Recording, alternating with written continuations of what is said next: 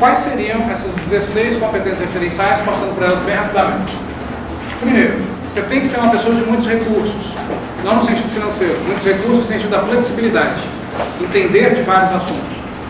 Cuidado, que a banca pode criar uma questão sobre esse aspecto e afirmar que isso não seria ser especialista, e sim generalista. O especialista do início do século XX era aquele cara que só sabia apertar parafuso, lembra? Sim. E ele era especialista. Se a pessoa naquela época soubesse um pouquinho de cada coisa, sem aprofundamento, ele seria um generalista. Hoje, no século XXI, o especialista do século XXI é aquele que sabe muito de muitas coisas.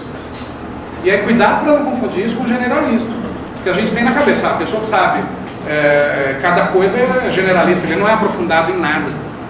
Percebe? O especialista do século XXI é aprofundado em muitas coisas. Entende? E aí, com isso, ele consegue sobreviver. Se hoje você não for especialista em muitas coisas, dificilmente você vai conseguir se enquadrar dentro dessa visão de gestão de competências. Quer ver um exemplo mais clássico e real para todos vocês? Pega o edital, sei lá, de um MPU da vida, da primeira prova do MPU, e compara com o edital de hoje, em relação às matérias. O aprofundamento não é muito maior? A necessidade do aprofundamento? E outra, são conhecimentos superficiais de cada assunto, ou você tem que ter conhecimentos profundos de cada assunto para ir para a prova? Percebe? E isso é o especialista do século XXI. Conhecimento aprofundado em vários assuntos. Segundo, fazer o que sabe. Não adianta você se propor a fazer aquilo que você não domina. O mercado é canibal, cara. O mercado vai te engolir. Então, quer dizer, você tem que fazer aquilo que você realmente sabe. O problema é que quando a gente está desempregado, a gente sabe fazer tudo, né? Porque a gente precisa do emprego. Quantos empregos a gente já não assumiu na vida sem o menor conhecimento do que se tratava, é que a gente conseguiu enrolar bem na entrevista, ou mentimos no currículo, e acabamos sendo infelizes por ficar executando aquilo que a gente está fazendo, porque justamente não sabemos e não gostamos, né? Então, na gestão de competências não cabe fazer aquilo que você não sabe. Terceiro, aprender depressa. Pô, a gente já tem dificuldade de aprender, depressa então mais ainda. Mas é aquilo que eu falei, porque os métodos de ensino são ultrapassados. Existem formas de aprendizagem muito mais rápidas, técnicas de aprendizagem muito mais rápidas que a gente tem que usar para multiplicar esses conhecimentos da gestão de competências. Quarto, ter espírito de decisão. Talvez eu não tenha autonomia para decidir alguma coisa dentro daquela equipe que eu faço parte ou naquela proposta de trabalho, mesmo que dentro da gestão de competências. Mas eu tenho que ter esse espírito de decisão. Pessoas que têm espírito de decisão têm iniciativa. E iniciativa é essencial na gestão de competências. Quinto, administrar equipes com eficácia. Inevitavelmente, você vai assumir a liderança de alguma equipe, mesmo se você não quiser, na gestão de competências. Por quê? Como eu falei, chega um momento que você não consegue mais trabalhar sozinho, então você precisa se associar a algumas pessoas. Só que quando se faz por necessário, naquele grupo de trabalho, um determinado assunto que é você quem domina, tu tem que assumir a liderança naturalmente, os outros não dominam. Agora não, é um outro assunto que é o outro colega que domina. Por exemplo, uma empresa me contrata para fazer uma consultoria na área de marketing, mas ela quer se informatizar melhor, se automatizar melhor os processos dela. Pô, eu não domino informática, eu vou ter que chamar alguém dessa área. Então, quer dizer, obviamente, no momento de elaborar um software, de implementar esse software, a liderança é dele. Agora, no momento de explicar como utilizar o software para transformar em resultado, a liderança é minha. Mas não é aquela coisa, agora é comigo, agora é com você, é natural. E aí todo mundo tem que ter esse espírito de liderança. E administrar equipes com eficácia. Porque no momento que você assume a liderança, você vai ter que gerenciar as outras pessoas. Percebe? E não há uma hierarquia, você é igual aos outros. Só que você vai ter que gerenciar pessoas em algum momento. Sexto, criar um clima propício ao desenvolvimento. Por quê? Não adianta criar um clima pesado, tenso, onde as pessoas querem rapidamente se livrar do serviço para receber seus pagamentos e dissolver a equipe. Ao contrário, um serviço bem feito faz com que aquele cliente queira, daquela mesma equipe, novos serviços. E aí você vai criando a sua estabilidade, entre aspas. Não é uma estabilidade legal, é uma estabilidade de relacionamento. E para isso, você tem que criar um clima propício ao desenvolvimento. A fidelidade no sentido do cliente querer o seu serviço de novo, né? Sabe o que é normal acontecer? O cliente gosta tanto da sua prestação de serviço que ele quer te contratar mesmo sabendo que é um serviço que você não domina. Porque ele sabe que você vai aglutinar as pessoas que vão conseguir encontrar, que vão conseguir entregar. Isso é muito legal. Sétimo, saber lidar com colaboradores quando apresentam problemas. Gente, um problema todo mundo tem. unha encravada, doença, problema de saúde, problema de família, problema de depressão, enfim, todos esses problemas existem. E saber lidar com os próprios problemas já é difícil, imagina lidar com os problemas dos outros que fazem parte da sua equipe. Mas se um ajudar o outro, fica muito mais fácil. Nona competência, formar uma equipe de talentos. Isso é difícil, pensando na realidade brasileira hoje. As pessoas não são especialistas em nada. Claro que são, e tem muitos especialistas. A gente encontra isso na nossa camada, que é de classe média. Mas vamos pegar a massa populacional mesmo, né? Não existe equipes suficientes para os serviços que são necessários. E as pessoas falta capacitação para as pessoas. Então é um pouco complicado encontrar uma equipe de talentos. Então, quando você encontrar parceiros de verdade para viver essa gestão de competências, segura essa parceria, porque vai ser difícil substituir alguém considerado essencial, embora ninguém seja insubstituível. 10º, estabelecer boas relações na empresa. Isso é extremamente importante. Se você mantém boas relações dentro da empresa que você trabalha, vivendo essa gestão de competências, você consegue pedir ajuda para as outras áreas. A maior dificuldade das organizações público-privadas hoje é justamente a relação entre departamentos. Ninguém se ajuda, ninguém quer saber do papel do outro, e tem que se ter essa visão sistêmica. 11º, ter sensibilidade, né? Demonstrar interesse pelas outras pessoas, porque corre-se um risco na gestão de competência, é o seguinte, é em equipe, todo mundo junto. Então você suga das outras pessoas aquilo que é importante para você, aí você consegue fazer a sua parte, você esquece de ajudar os outros. Então, quer dizer, isso é um enorme risco. Isso também ocorre muito em área de TI e em área de publicidade. Né? De repente a pessoa lá tirou o dele da reta, conseguiu, todo mundo ajudou, agora é o momento dele dar descansado. Não, ao contrário, seria o momento dele trabalhar mais, para fazer a equipe inteira entregar o produto ali para o cliente. 12º, enfrentar os desafios com tranquilidade. Pô, aí está ficando difícil, porque geralmente os desafios a gente enfrenta com tensão, né? Com intranquilidade. Mas se eu faço parte de uma equipe que todo mundo se ajuda, ficaria muito mais fácil. 13º, e que eu acho a competência mais complicada dentro da gestão de competência, manter o equilíbrio entre o trabalho e a vida pessoal.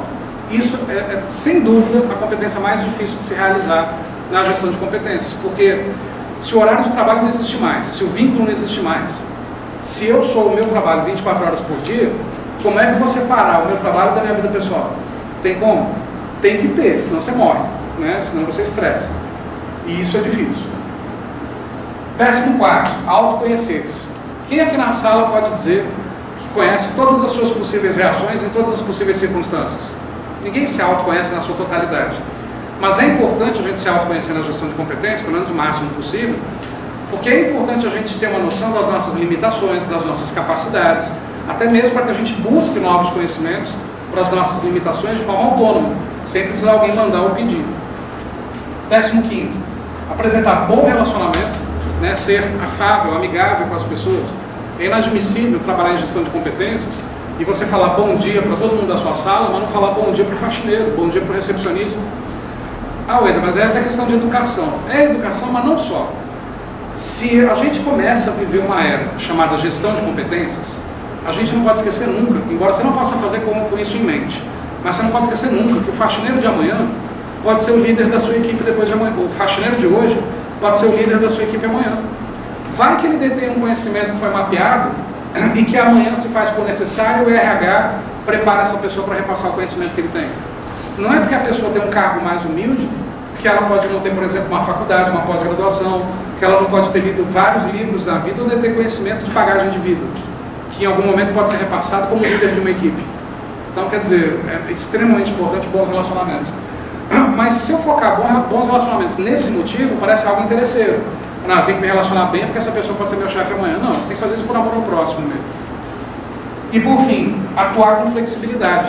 Entender que eu trabalho nesse setor, minha especialidade é essa, mas eu posso e devo, em vários momentos, começar a absorver novos conhecimentos para trabalhar em áreas que eu jamais imaginei trabalhar, ou fazer coisas que de repente eu não gosto de fazer. Eu percebo uma carência do mercado enorme em professores de AF. Então, por que eu não preparo as aulas de AF e tento dar as aulas de AF da mesma forma que eu dou as aulas das outras matérias, nesse formato bate-papo? Um monte de aluno me cobra isso. Então, quer dizer, é algo que eu tenho que refletir, é algo que eu tenho que pensar a respeito. Mas por quê? Porque eu tenho que ter essa flexibilidade. Se o mercado pede, se o meu cliente pede, eu tenho que estar pronto para isso. Senão eu começo a ficar fora do mercado. Então, quer dizer, essas 16 competências, é algo que você tem que decorar a listinha? Não. Você entendendo o universo delas, você consegue dizer numa questão se determinadas competências fazem parte desse universo ou não fazem parte. Né? Mas segundo Macaulay, essas seriam as 16 competências essenciais. Está aí tranquilo? Gestão de competências é isso. Ao meu ver, essa gestão de competências faz com que as pessoas enxerguem umas às outras como pedras brutas, né, que precisam ser polidas ao longo do tempo. E por mais polidas que essas pessoas estejam ao longo do tempo, continuarão sendo pedras brutas para outras necessidades. E aí vai polindo, até não tem limite.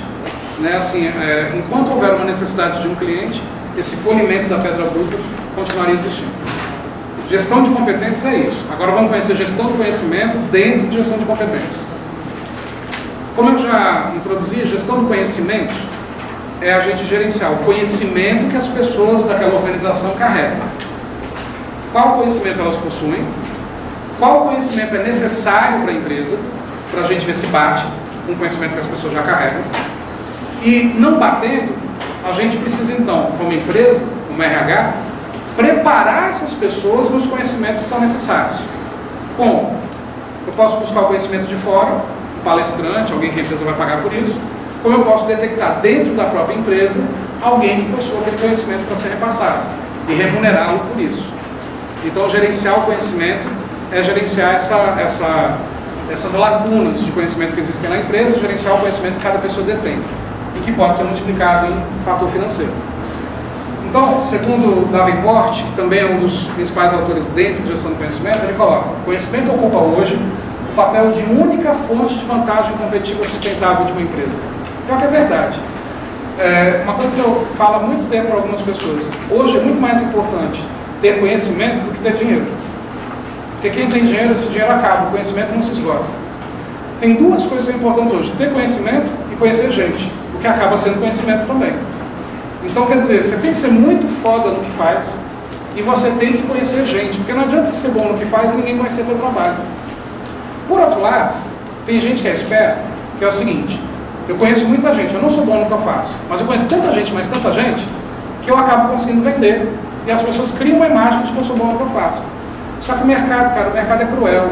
Em um momento ele descobre que era um golpe, sabe, que era um conhecimento superficial. Então não tem jeito, você tem que ter os dois. Tem que ter conhecimento aprofundado e contínuo e tem que conhecer gente continuamente. De uma pessoa vem uma outra indicação, vem um outro negócio que surge. Pô, cansei de ter situações em sala de aula, de no final da aula o aluno vir conversar comigo: pô, professor, meu marido tem uma padaria, ele está com um problema na gestão da padaria, então você tem como lá dar uma força, tal, não sei o quê, e já surgiu uma consultoria. Então, quer dizer, a gente tem que estar sempre aberto a N possibilidades na gestão do conhecimento, na gestão de competências. O que eu tenho que fazer então? Primeiro passo: assim como em gestão de processos, eu tenho que mapear processos. O que é mapear processos em gestão de processos? Colocar o processo atual no papel. Qual é a ferramenta que a gente usa? Fluxograma, lembra? Eu também tenho que mapear o conhecimento das pessoas, colocar no papel. E tem N formatos de mapas do conhecimento. Então, mapear o conhecimento é o levantamento que tem que ser feito do conhecimento que as pessoas detêm hoje.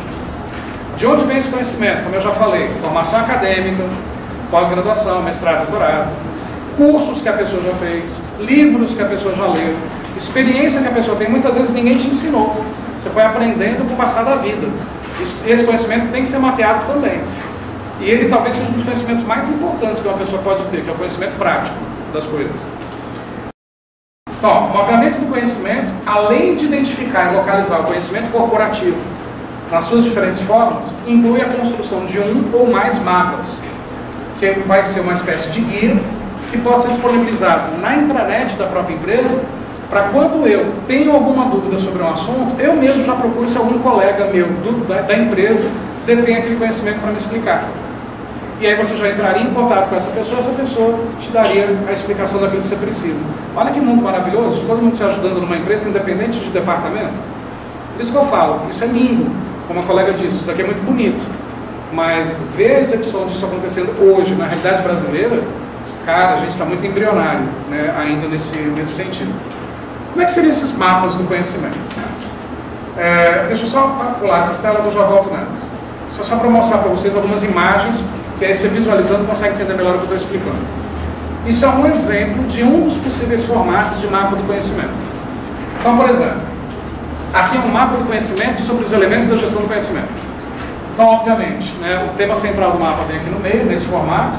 Então, por exemplo, elementos da gestão do conhecimento: matéria-prima, infraestrutura, medidas, mão de obra, ambiente e métodos. Para cada grupo desse, aí vem quais são os conhecimentos necessários e o que seria necessário executar. Gestão da informação, inteligência organizacional, sistemas informacionais. Dentro dos sistemas informacionais, eu posso ter a internet, a intranet, a extranet. Dentro do conhecimento da gestão da informação, publicações, documentos e manuais. Aí você vai falar, Wendel, isso é praticamente um fluxograma. Praticamente um fluxograma. Só que ele não mostra pra gente uma sequência lógica. Ele mostra o quê? Ramos do conhecimento. Aqui está sendo citado o nome da pessoa ou o departamento que a pessoa trabalha onde eu vou achar esse conhecimento? Não. Esse é um tipo de mapa que a gente faz para as necessidades de conhecimento da empresa, os gaps.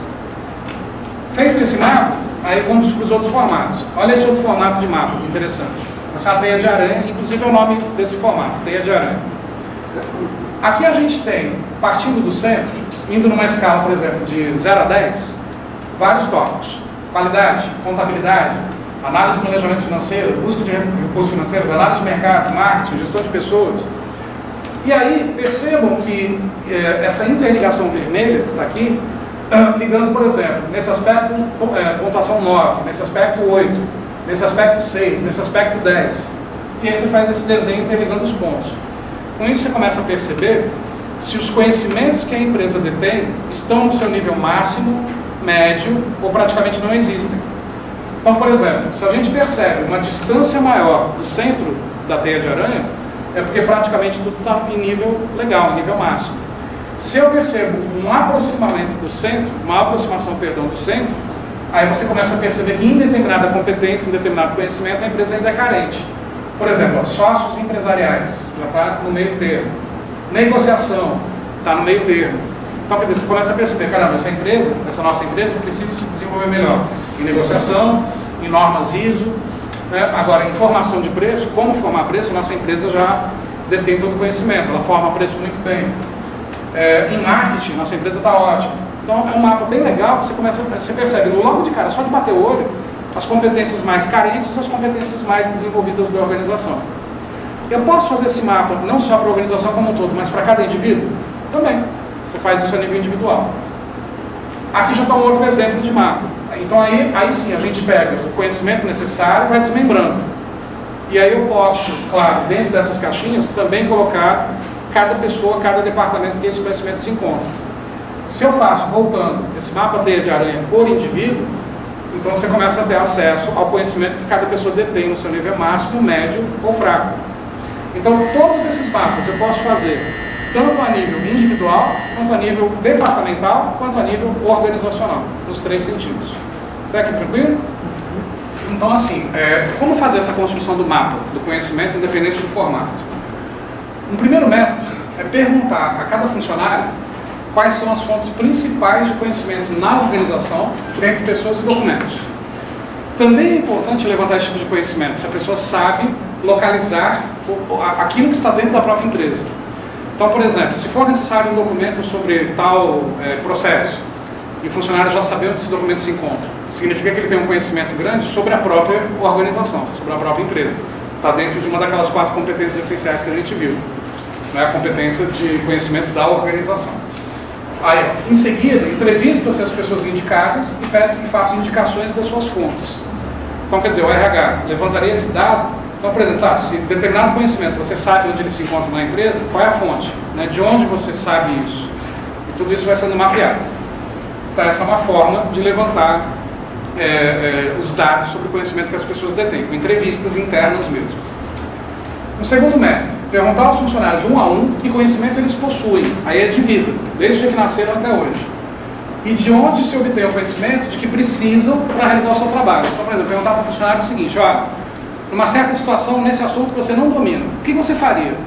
Aonde você buscaria esse conhecimento que você não domina para poder executar essa tarefa?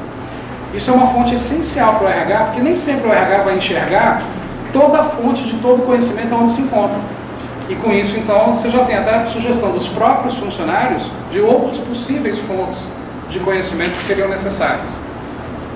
E o terceiro método, né, utilizado no projeto piloto dentro da Microsoft, né, inclui a avaliação interativa das competências de cada funcionário por ele próprio e o seu chefe imediato, e o seu supervisor, né, aberta à participação de toda a equipe. Então, quer dizer, aí não seria o RH fazendo esse levantamento de informações, é o chefe imediato levantando as informações de cada subordinado e alimentando a plataforma de dados do RH.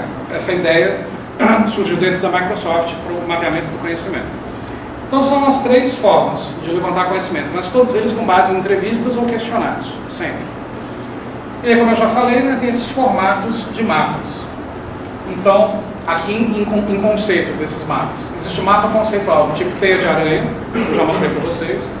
Né, ele é organizado, colocando-se o conceito central no meio do mapa e os demais conceitos vão se irradiando.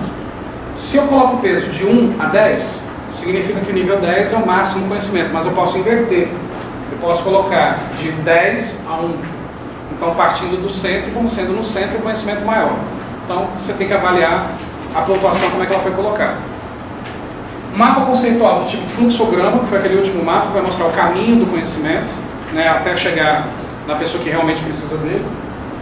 O mapa conceitual do tipo sistema, que vai mostrar para a gente entradas e saídas do conhecimento. Então, de onde eu pego aquele conhecimento e o que eu pretendo fazer com esse conhecimento que eu estou adquirindo. Qual vai ser a saída? Então, por exemplo, a entrada do conhecimento em um determinado livro.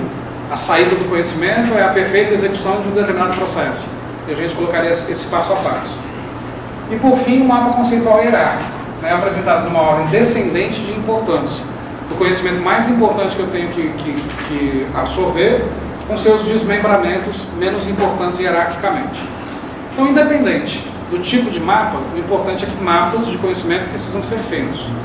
E não é o caso da organização escolher um tipo de mapa em detrimento do outro. Ele pode ter todos os tipos de mapa focado nas mais diversas formas de levantar e mapear o conhecimento organizacional. E aí chegamos aonde eu dou minha cara a tapa se o CESP não criar uma questão sobre isso, que é os tipos de conhecimento. Conhecimento explícito e conhecimento tácito. Durante algumas aulas eu já expliquei isso, mas vamos ver agora formalmente. Conhecimento explícito, como a própria palavra diz, é aquele conhecimento que eu consigo colocar em palavras, que eu consigo explicar de uma forma clara, de uma forma articulada. Conhecimento tácito é aquele conhecimento que eu consigo repassar, mas não de forma articulada em palavras, por exemplo, em exemplos, é prático. Então, olha o que eu acabei de explicar agora. Conhecimento explícito eu consigo articular em palavras. Eu acabei de repassar esse conceito de que forma? Explícita. Aí vamos supor que você não entendeu. E aí eu dou um exemplo. Então, por exemplo, uma aula de um professor, o professor explicando uma teoria, colocando um conceito teórico. Percebe que agora eu dei um exemplo. O exemplo que eu dei não é mais conhecimento explícito que eu estou repassando, e sim conhecimento tácito. Um exemplo, a colega não perguntou antes do intervalo, para eu dar mais alguns exemplos, para ela conseguir visualizar melhor.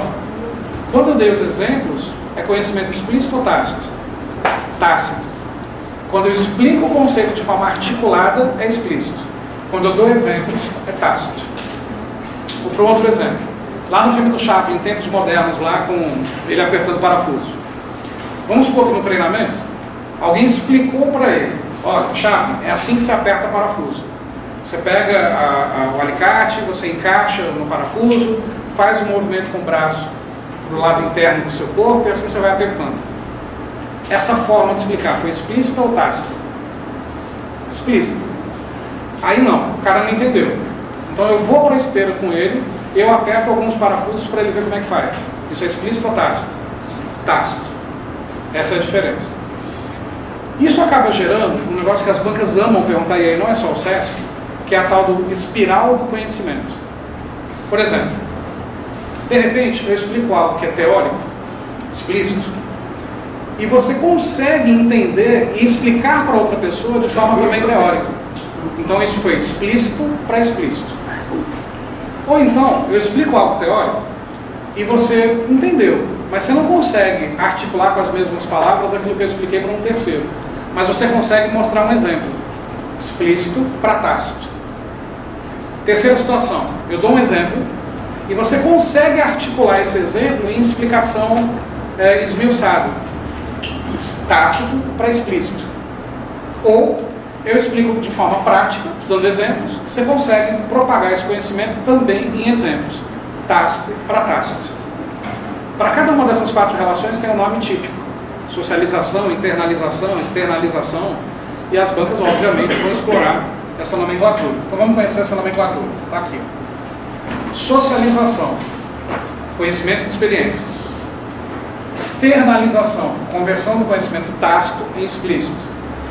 Internalização, incorporação do conhecimento explícito no conhecimento tácito. E combinação é uma sistematização de conceitos. Só que esse esquema não ficou tão claro. A exata 4 trocas de palavras. Tem um que ficou mais claro, embora tenha explicação teórica aqui. Esse está mais claro. E isso essa é a chamada espiral do conhecimento.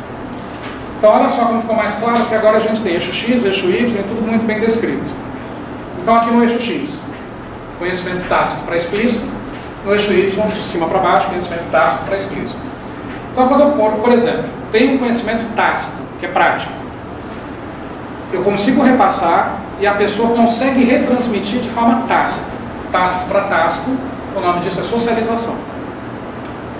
É um conhecimento compartilhado, experiências compartilhadas. Agora não, eu pego o meu conhecimento tácito, prático, e a pessoa entende e ela consegue repassar para terceiros de forma explícita, de forma teórica. Tácito para explícito, o nome disso é externalização. Aí, na hora da prova ficar um pouco mais fácil, se tácito para explícito, se prática para teoria é externalizar, teoria para prática seria o quê? Internalizar. Então você já matou 2 palavras. Tácito para explícito, eu externalizo. Explícito para tácito, eu internalizo. Pô, mas como é que eu assimilo isso? Vamos começar pela internalização. Você lê uma explicação teórica, mas você não consegue retransmitir, mas você consegue executar na prática. Você concorda que isso fez você assimilar esse conhecimento para poder executar?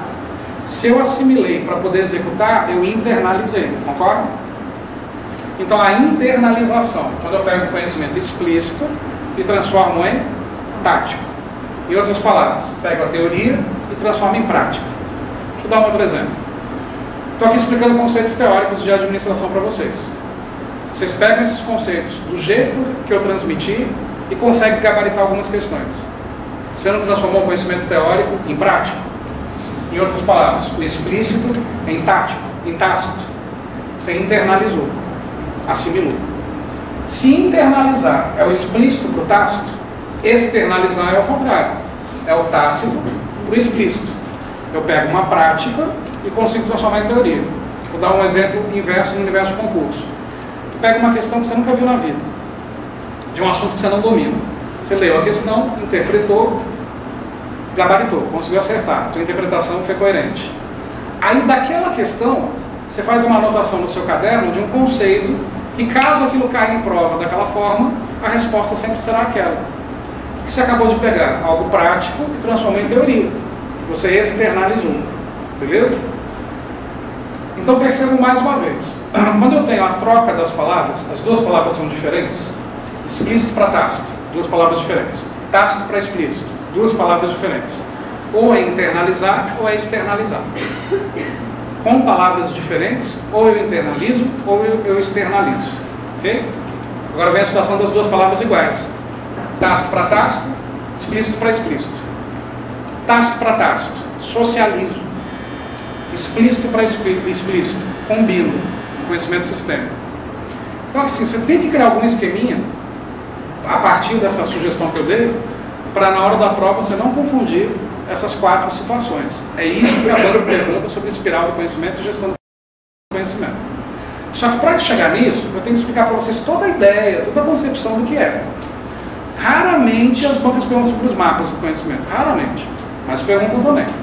Agora, certamente perguntam sobre essa troca de palavras. Então vamos ver isso agora. Percebe que eu mostrei a imagem e expliquei. Mostrar a imagem e explicar foi conhecimento tácito ou explícito? Tácito. Agora eu vou explicar a mesma coisa de forma explícita. Voltando para essa tela aqui. Ó. Professor, aí por exemplo, fazer um manual seria uma externalização. Isso? Fazer um manual seria uma externalização. Então vamos lá. Esse manual eu estou construindo a partir das ideias que eu tenho na minha cabeça? Sim, por exemplo, então, alguém de tal área vai... Então é tácito para explícito. Processos, por exemplo, de venda, como fazer um pedido. Foi tácito para explícito. Vai ser externalização. E a pessoa que entra, por exemplo, e lê o manual, faz e consegue executar. Isso. Tá. Só que é internalização se a pessoa lê o manual... E consegue executar. E consegue executar, não. Se ele consegue ler o manual... E ele consegue, para internalizar, não é o explícito pro tácito. Ele lê o manual e consegue executar. É internalização. Ele lê o manual e consegue explicar de maneira formal para alguém. Aí já não é internalização. Tá, né? Por exemplo, um treinamento de um funcionário explicando para outro funcionário seria uma socialização. Isso. Tá. Socialização por quê? É tácito para tácito. Me dá um exemplo de combinação, então, né, nesse combinação de explícito para explícito? Vou te dar um exemplo agora. Conhecimento explícito é aquele que eu consigo articular em palavras. Você entendeu? Repassa esse conhecimento para ela. Se você repassar da mesma forma, explícito para explícito. Você repassou para ela de forma articulada como eu te passei. Então isso também ocorre no ambiente organizacional de você receber. O gerente sendo treinado, ele tem que passar essa informação, seria o explícito? Não necessariamente, porque um gerente sendo treinado, ele pode repassar a informação para a equipe dele de forma articulada, explícito para explícito. Combinação. Não. Como de repente o funcionário dele não entende direito, então ele pegou o conhecimento teórico que ele aprendeu, mas mostrou para o funcionário na prática. Pode ser pelo explícito também, tá? Pode, tá? Não há uma regra, tem que ser assim. É de acordo com o público, não é de acordo com você determinando. Entendeu? Então, por exemplo, eu tenho pessoas que têm dificuldade de absorver em sala de aula muitas questões teóricas, que é normal. A administração é tão chata em teoria. Por que eu carrego a aula de exemplo? Porque com exemplo você se assimila melhor. E eu tenho uma vantagem, por eu ser administrador de formação, pós-graduado na área, mestrado na área e experiência na área, é fácil para mim pegar um teórico e transformar em prática. Agora, se você não assimila de forma teórica, você assimila de forma prática. Isso é, com o linguajar daqui. Se você não assimila de forma explícita, você assimila de forma tácita. Entende? Agora, é o que eu estou falando, não é uma escolha minha, depende de para quem eu estou repassando e da necessidade da pessoa. No universo organizacional é a mesma coisa. Beleza? Agora, isso daqui é a forma tácita de mostrar para vocês a imagem da tabela, enfim. Agora vamos de forma explícita. Socialização. Compartilhamento do conhecimento tácito por meio da observação, imitação ou prática. Tácito para tácito. Eu faço, agora você faz igual. Isso é socialização. Articulação ou externalização. A articulação pode ser outro nome. Conversão do conhecimento tácito em explícito. E a sua comunicação ao grupo. Então, quer dizer, eu pego uma prática, mostro para o grupo, e o grupo consegue entender isso de forma teórica e repassar e conversar sobre aquilo em teoria. Tácito para explícito. Externalização. Combinação. Padronização do conhecimento. É juntá-lo em um manual ou guia de trabalho e incorporá-lo a um produto. Explícito para explícito. Então, quer dizer, eu pego uma série de regras teóricas e monto um manual teórico sobre aquilo, completo. Em outras palavras, eu pego teorias de vários autores e monto para vocês uma apostila. Explícito para explícito. Combinação. E internalização. Quando novos conhecimentos explícitos são compartilhados na organização e outras pessoas começam a internalizá-los. E utilizam para aumentar, estender e reenquadrar seu próprio conhecimento tácito. Explícito para tácito. É aquele mapinha que eu acabei de mostrar. Então isso serve para você que prefere visualizar o mapa e com isso lembrar dos termos, significa que você tem mais facilidade para absorver conhecimento tácito. E isso daqui serve para você que prefere pegar teoria, definições e repetidamente ler isso até assimilar, porque você preferiria conhecimento explícito. Uma boa aula, um bom treinamento, uma boa palestra é quando você tem a mistura das duas técnicas. Quando o palestrante, professor ou gerente conseguem repassar no mesmo momento o tácito e o explícito, porque aí você aborda todos os públicos. Tem gente que não consegue repassar de forma prática uma teoria. Tem gente que não consegue explicar em teoria algo prático. Isso no universo organizacional é mais comum, porque não preparam gestores para repassar conhecimento para os funcionários, não existe gestão do conhecimento nem gestão de competências. A partir do momento que isso existe, gestores que repassam conhecimentos, ou qualquer pessoa que repasse conhecimento, independente da hierarquia, passaria a ter essa malícia, esse jogo de cintura de conseguir fazer isso. Até aqui tranquilo? Bom, Se eu compartilho conhecimento numa empresa, para encerrar o assunto então, quais são os obstáculos? Porque aparentemente é tudo de bom, né? E é bom realmente. Só que você concorda que isso que eu estou explicando hoje em gestão de pessoas é um pouco utopia para a realidade brasileira? Né? Vai demorar muito para a gente chegar nesse nível. Então quais seriam os obstáculos que hoje são reais, inclusive? Primeiro, desconfiança. Né? Como é que eu vou acreditar que aquela pessoa que na hierarquia da organização está lá embaixo no nível operacional, e eu sou gestor, que ele tem conhecimento para me repassar e esse conhecimento é útil? Sabe, assim, a perda a falta da humildade é um obstáculo. Né? Segundo obstáculo, distância física. Normalmente a gente aprende com alguém perto da gente, com alguém do nosso lado, a gente está muito acostumado com esse formato sala de aula, esse formato professor, esse formato com alguém grudado em você. Só que se a gente fala de universo organizacional, a gente está falando de uma empresa, por exemplo, tem filiais no Brasil inteiro, a gente está falando de um MPU que está presente em vários órgãos, o MPU não é um órgão só, espalhado pelo Brasil inteiro. Como é que eu dissemino o conhecimento com a distância física? E essa questão do explícito para o tácito, tácito para o explícito ainda existindo. Tudo bem que hoje as tecnologias favorecem bastante, facilitam muito. Né? Você pode fazer teleconferência, você pode mostrar em vídeo como é na prática, enfim. Terceiro, a questão do status. Como eu já falei, existe julgamento da validade do conhecimento dependendo de quem transmite. Então quer dizer, pô, essa pessoa está me passando esse conhecimento. Não, esse conhecimento não é desse jeito, não. Quem é essa pessoa? Quem essa pessoa pensa que é para me ensinar alguma coisa? Isso tem que ser quebrado dentro das organizações para ter gestão do conhecimento e gestão de competências. Quarto, a estrutura organizacional. Se é uma estrutura fechada, verticalizada, onde os departamentos não se comunicam, esquece. A gestão do conhecimento não vai existir. Tem que ter uma quebra dessa estrutura para algo horizontalizado para ter essa troca e compartilhamento de conhecimento. Como que um subordinado de baixo escalão do departamento X vai ensinar atendimento lá para a área comercial se não tiver essa quebra de barreira? E isso é um outro empecilho. Quinto, desconhecimento da fonte do receptor. Tem gente que repassa conhecimento com uma propriedade, você pensa, caramba, essa pessoa sabe o que está falando. Aí você pergunta, vem cá, de onde veio esse conhecimento que você está retransmitindo? E a pessoa não sabe dizer. Aí gera desconfiança, maior ainda. Porque, pô, como é que pode não saber nem a fonte e não saber nem para quem é aquele conhecimento? Então, quer dizer, todo conhecimento tem que ter a fonte de origem. A não ser que você seja um baita de um teórico que está criando teorias do zero e criando informações a partir dali, que também existe. Para que algum conhecimento seja repassado, alguém um dia teve que criar esse conhecimento primeiro. Né? Mas complicado no universo organizacional você ser o agente iniciador de um conhecimento. A gente repassa, adaptando para a realidade da empresa, mas a gente repassa. Então, quer dizer, o desconhecimento da fonte do receptor pode ser um problema, porque não dá garantia e nem tranquilidade de confiança naquele conhecimento que está sendo transmitido. Sexto, motivação dos colaboradores. O que vai te motivar a repassar o que você sabe? Se não tiver, pelo menos recompensas sociais, crescimento, elogio, reconhecimento, promoções e até mesmo aspecto financeiro, tu não vai querer repassar só para ser bonzinho. Pô, Wendel, mas aí você está voltando num fato que você já explicou N vezes, dinheiro não motiva ninguém. Dinheiro não motiva, mas a ausência da recompensa desmotiva. A ausência de uma recompensa, seja ela financeira ou não, faz você não querer fazer. Outra barreira. Conhecimento como poder, né? É outra barreira, eu acho que uma das principais. As pessoas raramente irão compartilhar seus conhecimentos em organizações que possuem uma cultura individualista. Quando a gente trabalha em qualquer organização, a gente consegue detectar depois de um tempo quem é a pessoa que detém mais conhecimento, a pessoa que mais sabe.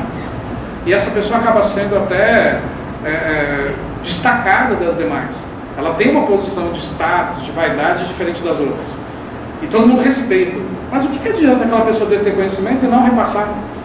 Quer dizer, o respeito a alguém que sabe muito, mas não repassa, ele é um respeito tão inútil. Né? Por que eu tenho que respeitar isso se a pessoa não repassa absolutamente nada? Só que tem gente que usa o conhecimento como fator de poder. Tipo, olha, eu sou melhor do que você porque eu sei muito mais esse assunto do que você, me respeita. Isso está errado, isso é uma barreira. O conhecimento tem que ser compartilhado, tem que ser repassado, retransmitido. Ninguém leva o conhecimento para o caixão. Né? O conhecimento morre no dia que a gente dá a última batida do coração. Então, quer dizer, repasse. Né? E isso é uma barreira também muito grande. Tá, se eu falei então quais são os obstáculos, por fim, como superar esses obstáculos? Então, obviamente, tem que motivar os funcionários para que respirem gestão de conhecimento e gestão de competências, que eles se sintam motivados a repassarem o que sabem, absorverem de outros colegas aquilo que os outros sabem. O layout físico da organização tem que favorecer isso, e uma forma bem inteligente de favorecer a gestão do conhecimento e de competências é quebrar as paredes da empresa. Colocar todo mundo num vão só em baias, onde todo mundo se vê, todo mundo se fala. Quando você quebra paredes, você já quebrou algo bem significativo, embora fisicamente falando, em busca da gestão do conhecimento. Você obriga as pessoas a se verem, a se falarem, a se cumprimentarem, a melhorarem suas relações. Terceiro, redes sociais. Quer dizer, a pessoa tem que estar inserida nas redes sociais. Aqui não estou falando das redes sociais de Instagram e Facebook, estou falando das redes sociais internas da organização. E as organizações podem criar mini Instagrams, mini Facebooks para compartilhamento de informações. Isso dentro da própria intranet da organização. Quarto, cargos e atribuições de apoio. Né? Não adianta, como diz o texto, é imprescindível que os líderes e gerentes estejam totalmente convencidos de que o compartilhamento do conhecimento dá resultado e é necessário para a organização. Só que os líderes e gerentes não conseguem fazer isso sem suporte, sozinhos. E aí a importância enorme, principalmente de área de TI, dentro do universo organizacional, para contribuir com esse levantamento e disseminação de conhecimento. Então, quer dizer, tem que ter cargos e órgãos de apoio para que isso aconteça. Não basta o RH ter vontade de implementar a cultura e achar que deu certo. Você vai ter que ter gente da área de TI, gente da área de comunicação, psicólogos organizacionais, pedagogos. Tem que ter essa galera toda para ter a gestão do conhecimento. E quinto, confiança. Né? Se a empresa não confiar, se as pessoas não confiarem de que eu vou repassar meu conhecimento, mas eu também vou absorver novos conhecimentos, ninguém repassa. Então, quer dizer, tem que ter essa confiança de reciprocidade. Eu vou entregar conhecimento para as pessoas dentro da empresa que eu trabalho, mas eu também receberei conhecimento delas. E aí você tem uma ideia aí de conjunto realmente, né, de crescimento conjunto entre essas pessoas. Isso é gestão do conhecimento. Com gestão do conhecimento e gestão de competências, se faz a gestão do desempenho. Gestão do desempenho é um tópico que está no seu edital, que não há fundamentação teórica. Porque a gestão do desempenho as organizações fazem como bem entendem. O que entra em gestão do desempenho para ser a única fundamentação teórica?